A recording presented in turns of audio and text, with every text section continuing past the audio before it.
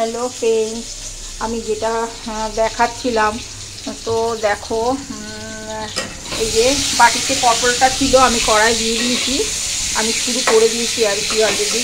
তো এটা ছোট একটা ভিডিও করব, তো যার জন্যে বেশি টাইম দিতে পারবো না। লাল লাল করে পটলটা ভাজা হয়ে গেছে, আর আমি এটায় মশলাটা দিয়ে দিলাম, সর্ষে আর জিরে বাটা দিয়ে দিলাম। আমি এটা তেল পটল করব, একটু টক দই দিয়ে দিচ্ছি, আর মেথি পাতা তো দিয়েছি। এটা ভালো করে কষিয়ে নেব, ঠিক আছে?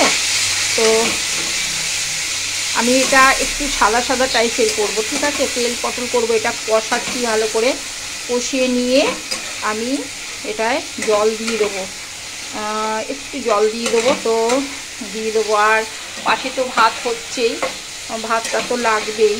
আরও রেসিপি করবো, কিন্তু সবগুলো তো দেখানো সম্ভব না, আমি একটা একটা করে দেখাবো। তো তেল দেখো বেরিয়ে গেছে, ঠিক আছে?